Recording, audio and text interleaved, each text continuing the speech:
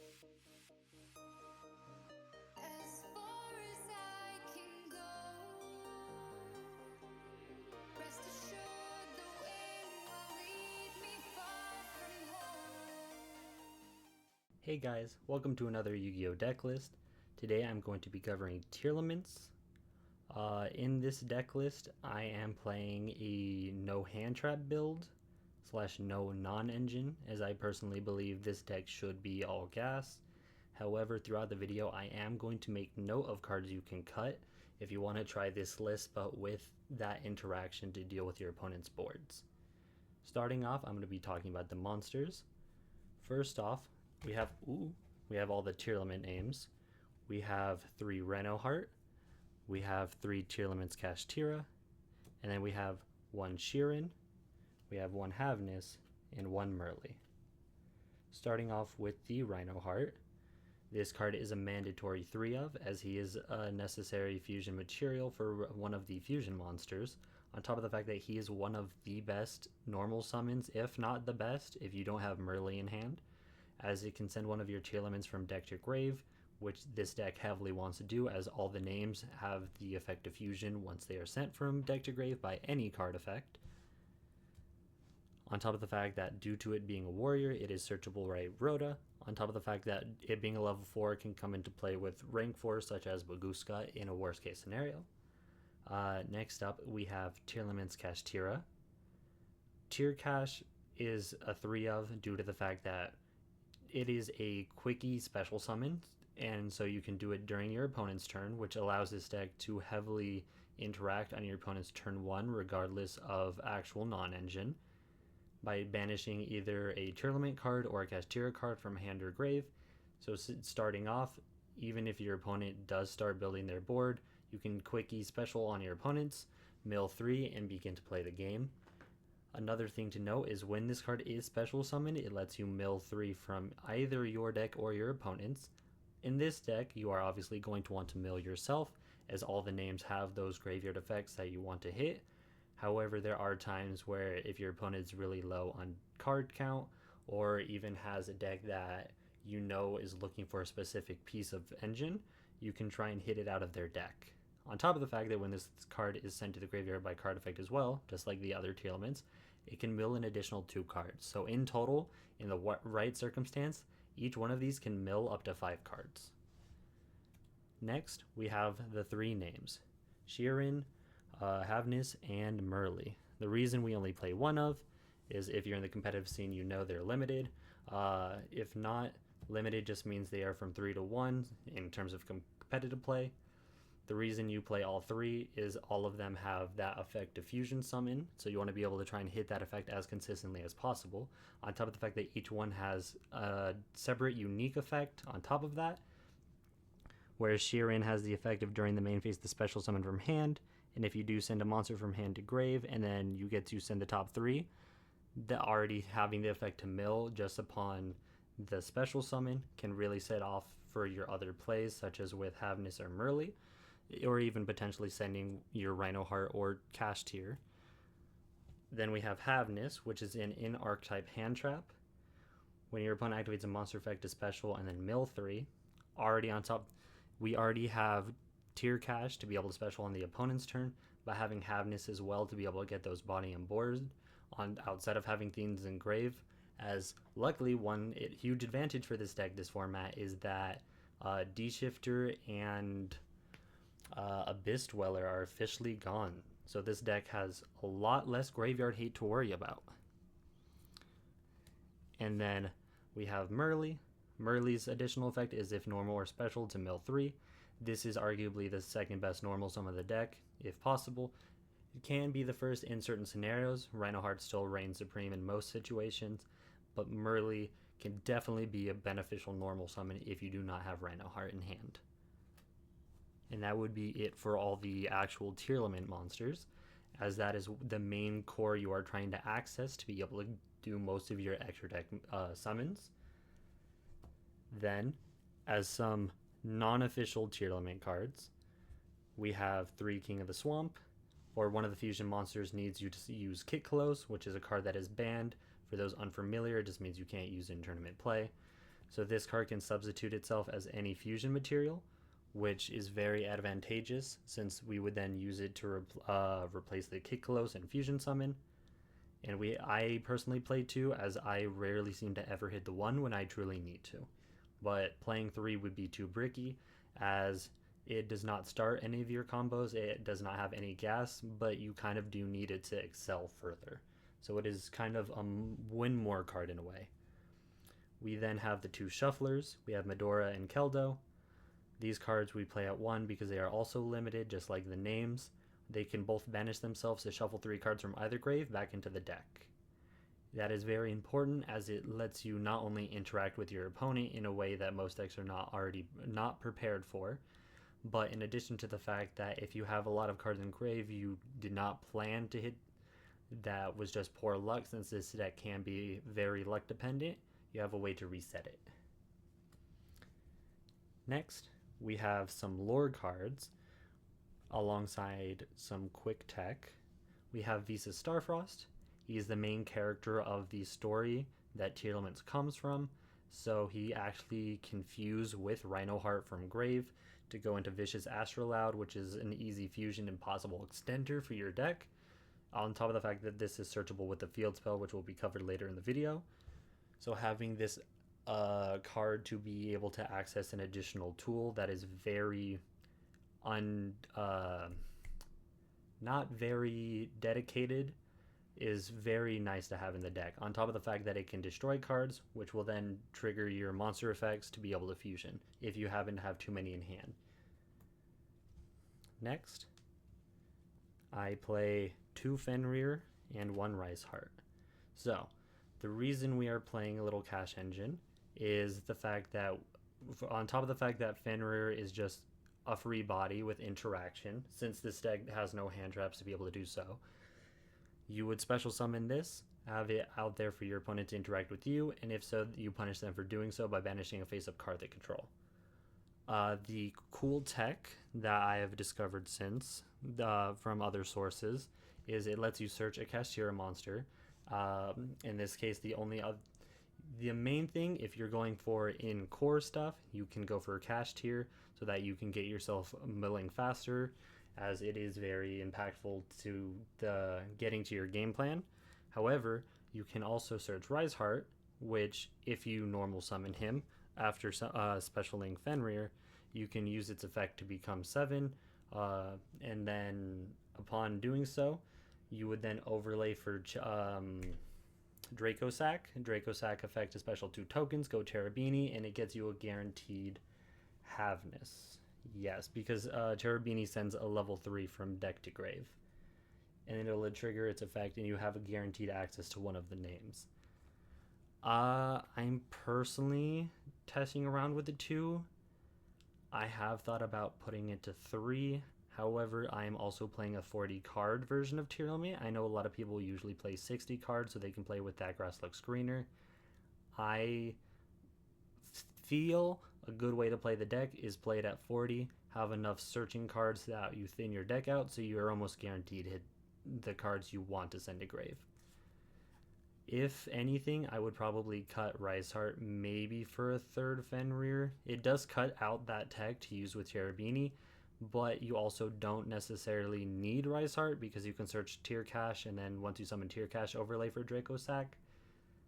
On top of the fact that if you are trying to include hand traps, this probably would be an easy cut, because even if it is a normal summon, it doesn't start your engine up. Even if it does work with like the other cash cards, there aren't enough in the deck for it to become its own thing.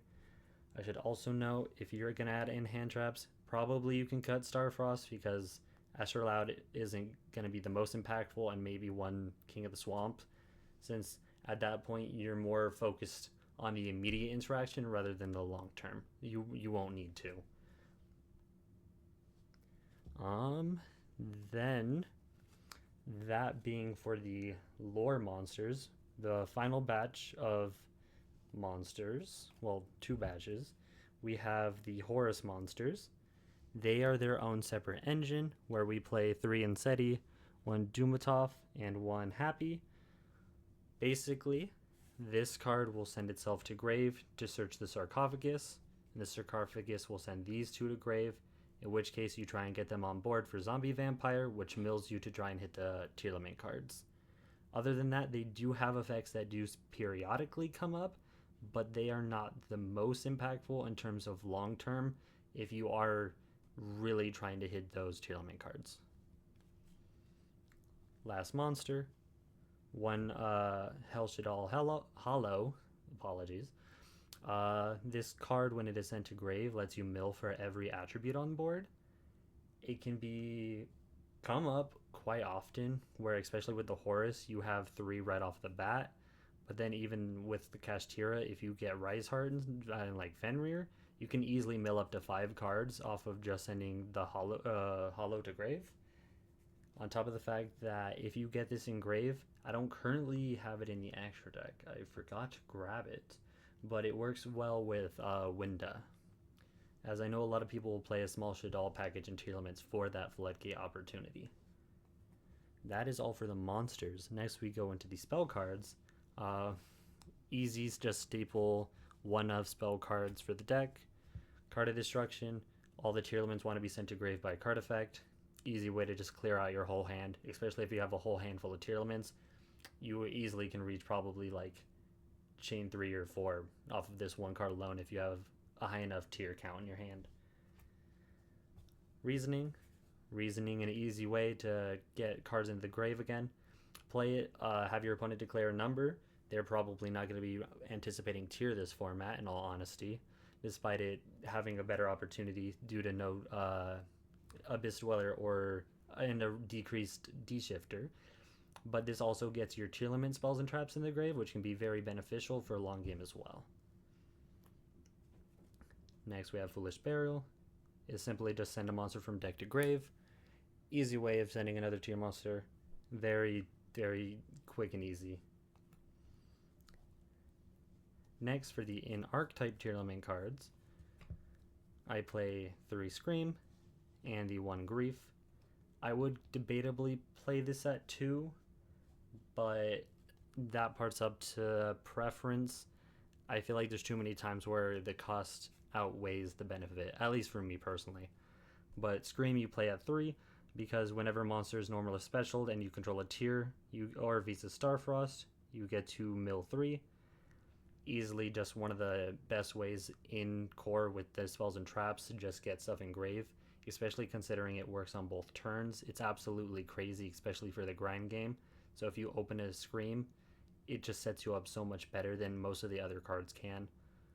On top of the fact that if you draw duplicates, you can banish with Tier Cash, or even just discard it off of like a Card of Destruction.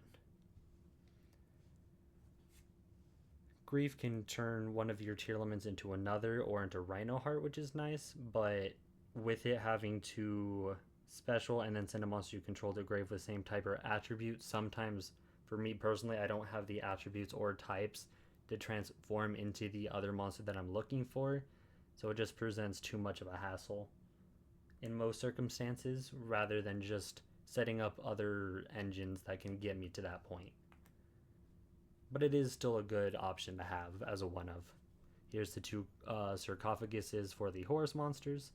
Again, once you get this card, you would discard this card to send a Horus from deck to grave, and then it lets you special them from grave. So it's just a really good way to get those level 8 bodies on board. Next, I play 3 field spells. We play 2 Rhino Heart, which is the Tearlament field spell, 1 Race Off, the Kashtira field spell, and then Wall of the Imperial Tomb, which is the Horus field spell. All 3 of these, absolutely great cards to open into, with all of them being once per turn. Even if you open all 3, it gives you access to all your different engines. On top of that, since I play so many field spells, obviously Terraforming would be an auto include, but since I play even more than just 2 field spells, I will play Set Rotation, because there's no way you don't open one of the 3 engines, in which case you can use this to set that card to your opponents. Terraforming, obviously just an absolute staple in this situation, considering we play so many field spells. Set Rotation, as explained, can just give you access to an engine you didn't have if you already have one of the 3. You play 2 Pellerino because obviously you want to get to that tier core as fast as possible, but even more so, you want to be rewarded for doing what you already want to do, as when you get those fusion summons, you get to shuffle things back. On top of the fact that you get those stat buffs, then we have Race Off, which can just get you that cash name.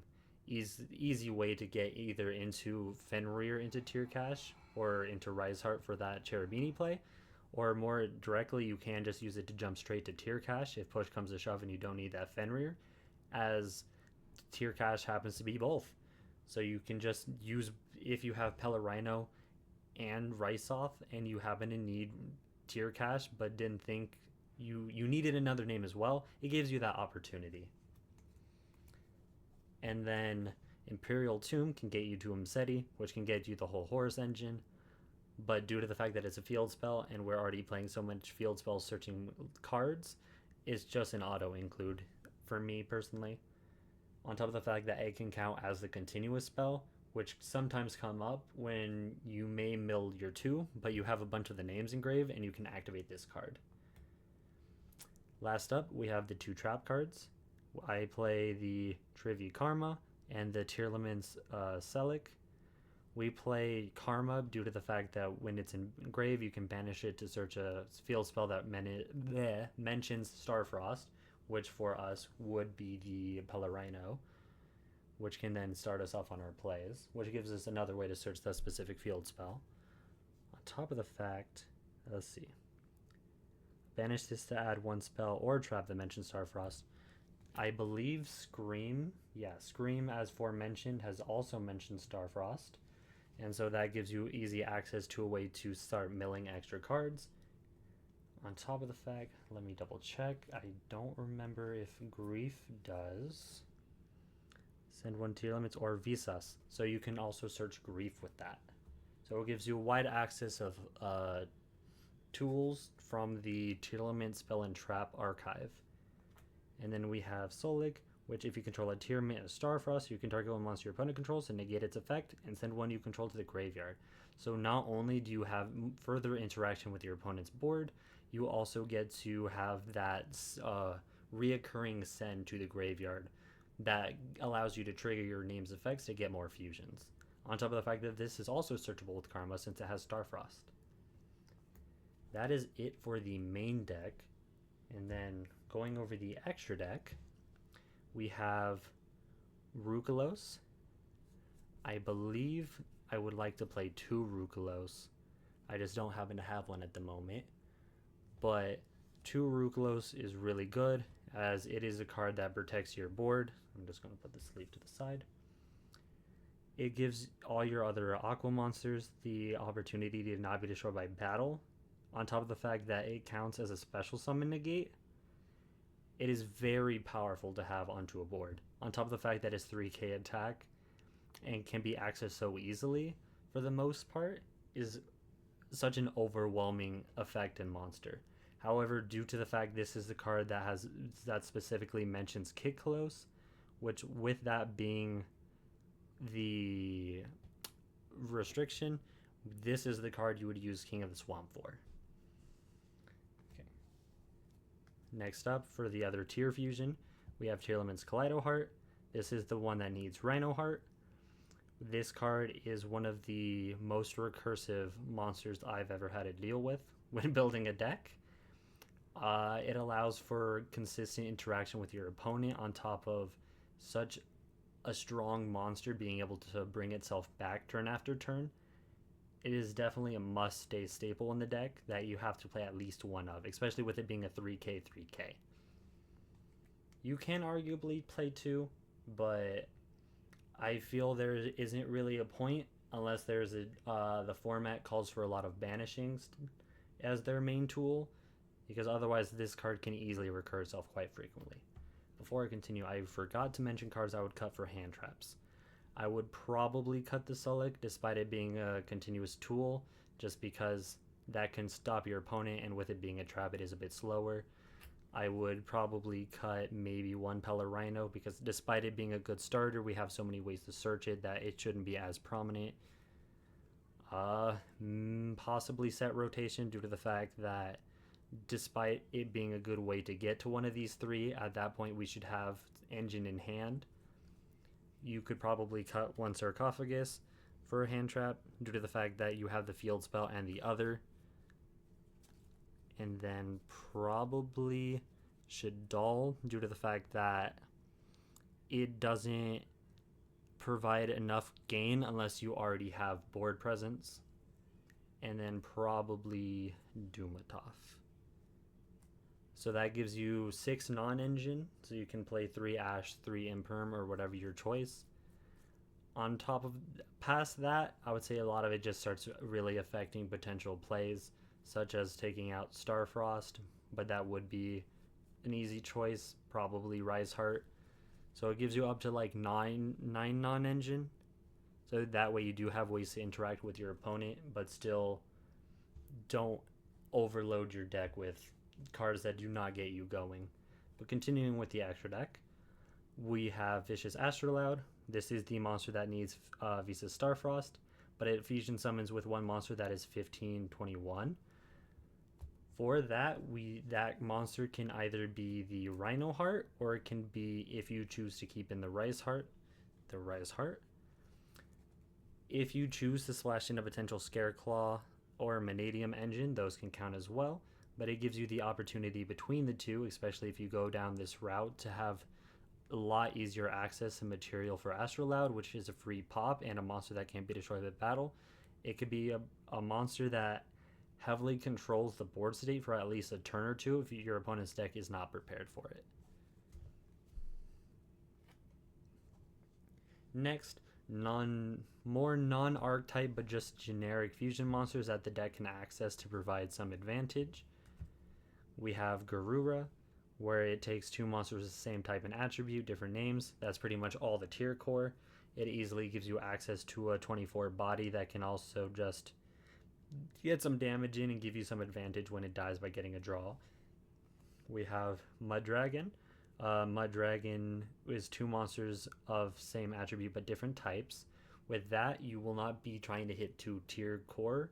You'll try to hit one name, and usually something like one of the Horus monsters, as it is a warrior. So that way you get that Aqua and Warrior mix, and it provides protection for the attribute. And since it starts off water and most of your deck is water anyways, it is a good way to just get free targeting protection on top of a 19 body, which is pretty nice. Next we have Dragos Depalia. It's 1 fusion, 1 dark. Pretty much the whole deck out of the core, and the Horus monsters are dark, and then we've gone through most of the fusion monsters. So you just fuse one of those with one of the names, and it gives a way for quick interaction through negates. As well, it changes levels, and in a format right now where Xyz is very prominent, that can come up a lot. Then we have Egyptian God Slime, which is 1 aqua and a level 10 water. For this one, this is more of a King of the Swamp target, as the aqua can be any of the names, but if you do get this card on the board, it can provide a 3k body that also cannot be destroyed by battle, and your opponent cannot target monsters for attacks other than this, which can come up quite frequently if you summon this monster, due to the fact that a lot of the names, if you don't turn them into immediate fusion monsters, are very small bodied. Next up, I had Totally Awesome in here because I was going to play Bahamut Shark, but Bahamut Shark just got banned. However, if you send this from deck to grave, you can add one of your aqua monsters back, which the whole deck is. I don't believe there is a way to do so in the deck at this moment.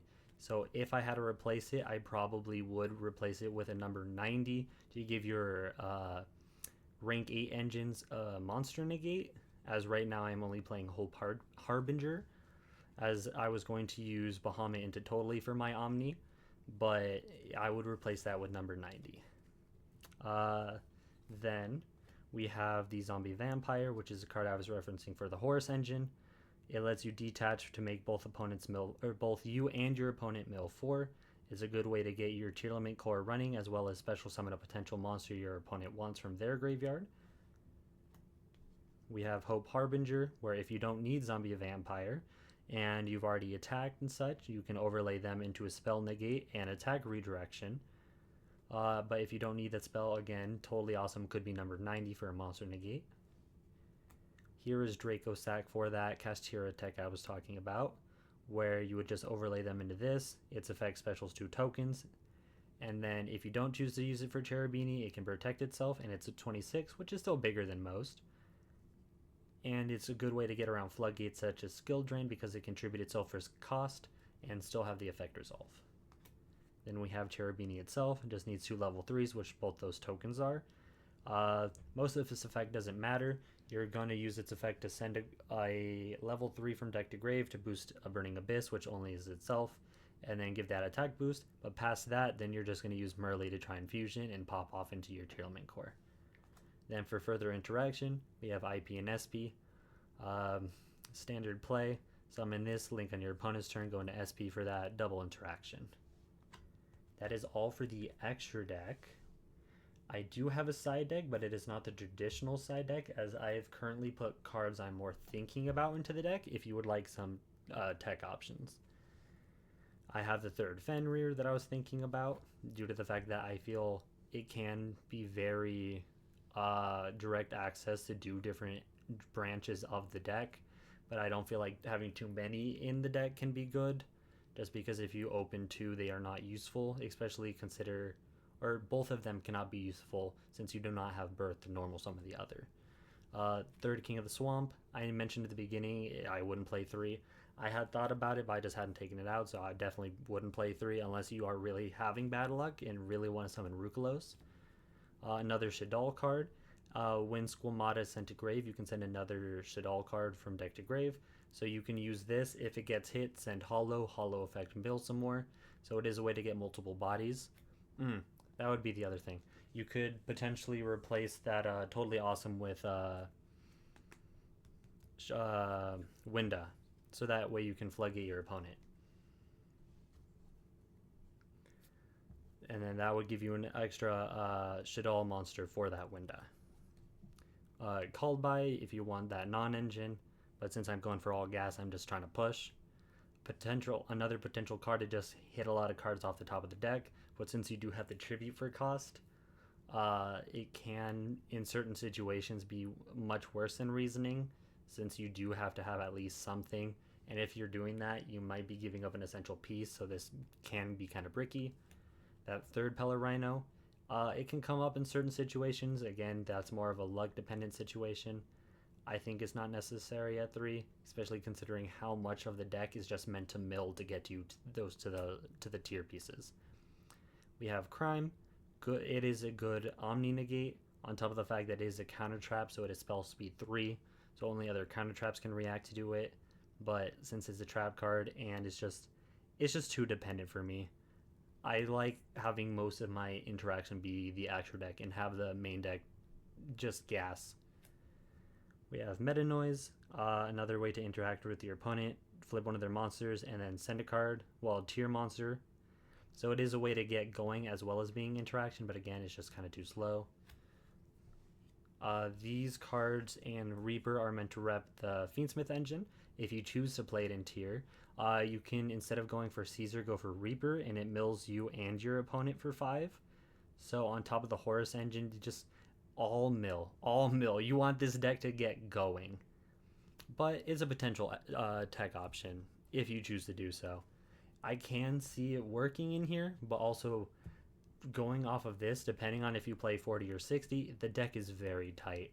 I was struggling for space to find most of these like little branches as it was, let alone trying to find an additional, assuming you play the bare minimum, just 1 Lacrimon Engraver, that would still be 2 cards you'd have to remove, on top of the fact that you'd have to play Moon, you'd have to play Requiem at bare minimum, and then the Reaper, so 3 cards removed. Takes a lot of the fusion opportunities, which are going to be constant if you are not having the worst luck known to man be present. So it can be good, but up to you if you want to go for Reaper, Desiree, or such. It can have impact on the game and probably would be a good choice, but it can also conflict with the core of the deck. But that is all for the Tearlement deck list. I hope you guys enjoyed an all gas take on the deck. as I know despite it being a deck that had an absolute chokehold on the competitive scene, everyone who played it said they had an absolute blast. So I hope anyone interested in Tearlaments takes this opportunity to leap into the deck, as not only is it a crazy deck that just has consistency despite not actively searching all the time, it is just one of those decks where it is just RNG beyond the normal deck. Since you're milling and trying to hope to hit those names, it is absolutely a blast when you hit one of these three and you just get to start popping off. But I appreciate you all for checking out the video. I hope you had an amazing time. Thank you all for watching. I hope you have a great day. And please leave a like and subscribe if you like the content. But I will talk to y'all later. Peace.